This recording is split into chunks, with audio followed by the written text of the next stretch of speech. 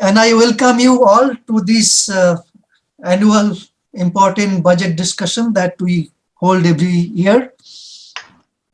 But of course, for the last 2 years, we are holding it in a very special situation, one that we are holding online. And that also makes the situation is very different, situation is abnormal.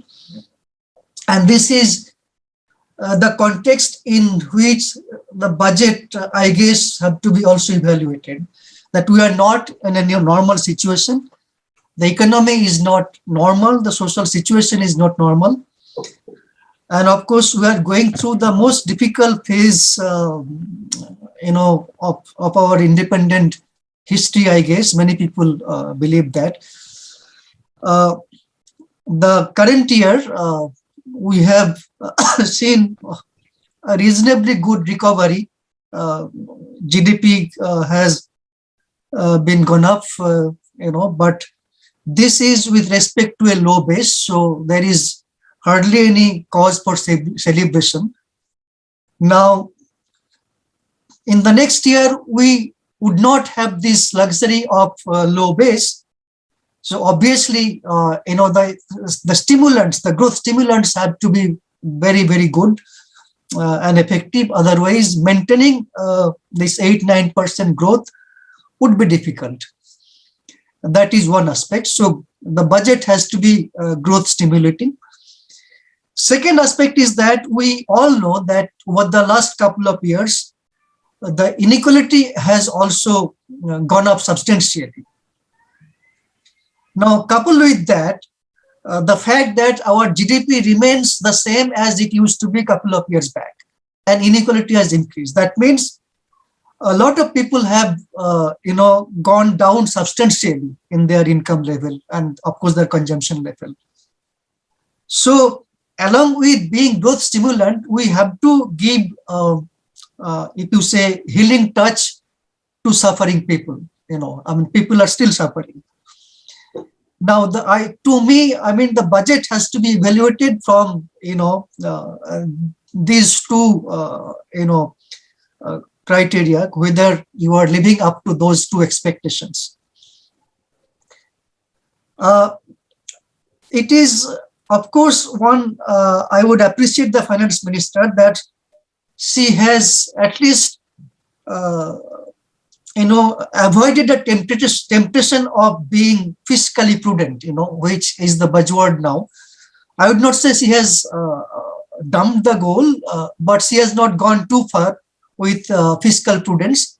And that's where I think, we have debated a bit from the so-called neoliberal agenda, which swept the world for 2-3 decades, but which have taken a backseat now.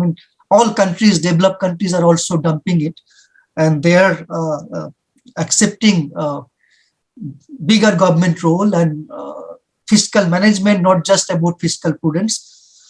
So, there has not been a strong effort to reduce fiscal deficit, which I think is the need of the hour. This is not the time to go for that consolidation. We can tolerate a bit of fiscal profligacy at this juncture, considering the economic situation. Second thing is that the budget has given huge emphasis on infrastructure, which again is not a bad idea. We all know that India has infrastructure deficit, which has been affecting our competitiveness. So,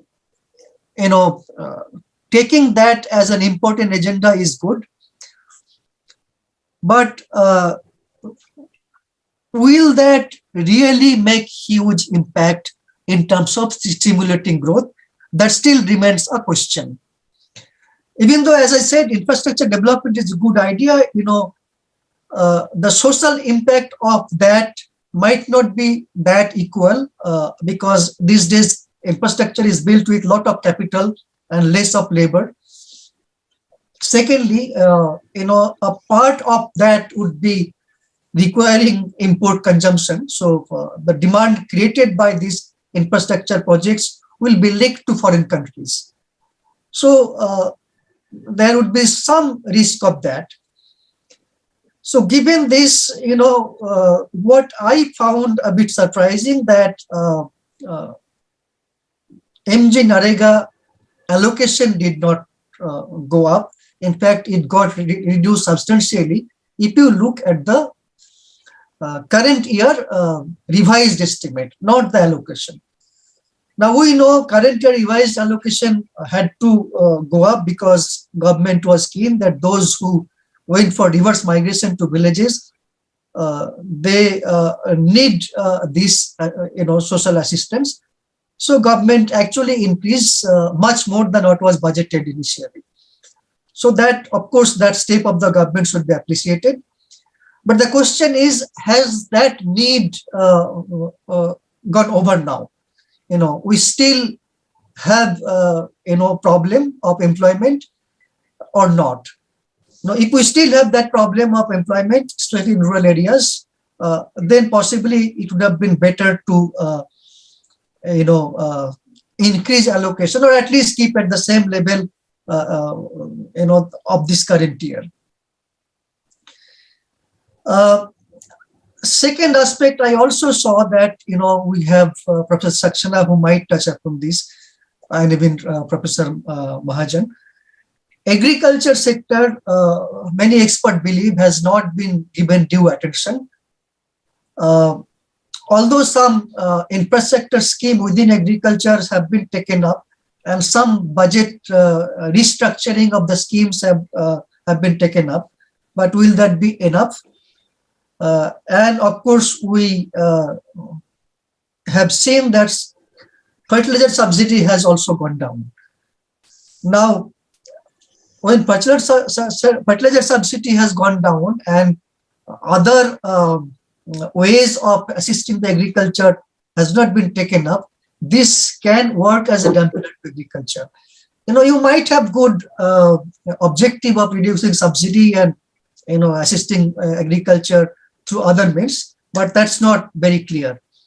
Secondly, I also see a budget cut in procurement and food subsidy, which also indirectly affect the agriculture and the rural economy at large. Then the budget also talked about long-term priorities, and finance minister talked about Amrit Kalam. That is fine. We of course we should have long-term objective, long-term strategies in mind. But we had been going through Rahu Kalam. Have we been out of that by now? If not, then the short-term situation also and the short-term measures also probably needed better attention. Second thing is that this is not the first time finance minister has been emphasizing long-term strategies and long-term objectives. But some experts have also said that the long-term strategies that we are talking this year, are they consistent with the long-term strategies we talked 1 year back or 2 years back? And also, if we keep on changing our long-term strategies every year, then also you might have some problems. And of course, CSD is always keen that social sector budget allocation improves and there are good utilization, and that means education, health, these are also important priorities. And by now we all know that only physical infrastructure cannot ensure development of a country, not even growth, not development, but even growth does not occur. Growth and development are of course different, but even growth does not occur unless you take adequate care of education and health sector. And we have seen that our health sector infrastructure is, grossly inadequate. Our COVID, pandemic has shown that, and we have seen, it became clear two aspects that our infrastructure is poor. For example, we have just 5 hospital beds for 10,000 population, which is lower than even Bangladesh. Forget about countries like Vietnam. More importantly, where in Vietnam there are about 30 hospitals bed for 10,000 population, and almost all are in public sector. In our case, more than half are in actually private sector. And in Vietnam, they have, of course, very vibrant private sector healthcare, but that's largely confined to tertiary healthcare. In India, we have got private everywhere, primary to tertiary everywhere, and primary healthcare of private sector mostly kind of informal, no control on quality of care and all those things. So this creates a huge problem for us. Secondly, education also, we have seen the problems, and last 2 years education being off from the government or even our public agenda. It needs better attention, but has that got the due attention that it deserves? These are important questions. Those need to be discussed. And another aspect of this budget was huge emphasis on digitalization. But we have also seen that digital education has touched only about 10% of the population. 90% people could not access it due to their own problems. So that means people are not ready for, overwhelming section of our population are not ready for this kind of digital push. So given that, would it be fair and equitable to give so much of digital push? And physical infrastructures in schools should be ignored. And we all know that, children is not about, children education is not about giving them some lessons. It's also about making them socially oriented, making them socially, capable. So that would not happen online, So especially school education, digital push might not be a good idea in my view. So I would like to hear first. Another aspect I found, Finance Minister gave good emphasis that river interlinking project. Now,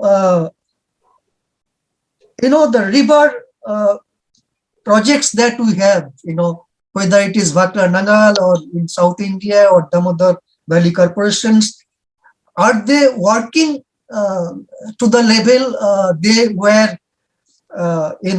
expected or they were planned, or they created unintended consequences, that can be political. States are fighting with each other, communities are fighting with each other. That's a political problem, social problem. Then we see the status of Jamuna River. The river is dead. So by interlinking, will we kill some rivers? These are important agenda, important questions which are not yet debated, discussed thoroughly in the country. Now, without that, taking up such big ticket projects, are they, good enough? Should we accept, adopt such projects? I have some question mark on that. So to discuss all this, we have few eminent experts. Professor Dubey, who was supposed to chair this session, he has joined, but but good morning and welcome you, sir. So to chair this session, we have Professor Biswajit Dhar, who kindly lead the chair at the last moment. So we are thankful to him.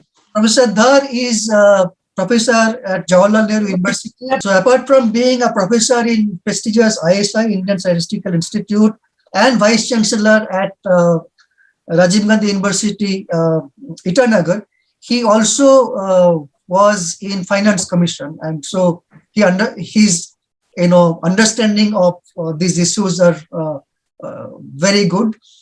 So we have Professor Atul Sharma. We have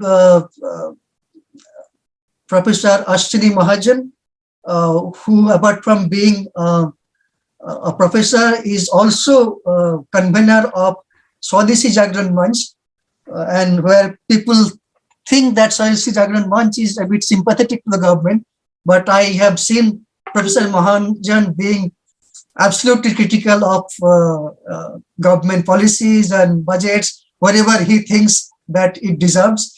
So we welcome Professor Mahajan, and he has been joining us for several years. We have Professor Indranil Mukhopadhyaya, who is teaching at Jindal Global University, and he is relatively young, and so we have young blood also in this discussion, and it's good to hear from young people also, because Finance Minister is talking about 25 years horizon. Some of us probably would not be there to see those days, but hope Professor Mukherjee and others will stay. So hearing their viewpoints would be important. And of course, we have Professor K.B. Saxena, who has held important positions in government, including in Planning Commission. Currently, he is distinguished professor at CSD and contributing to CSD activities on agriculture and social inclusion issues. So he will also have his observations on the budget. With that, I will hand over the floor to Professor Biswajit Dhar to chair the session. Professor Biswajit Dhar, thank you, and please take it over.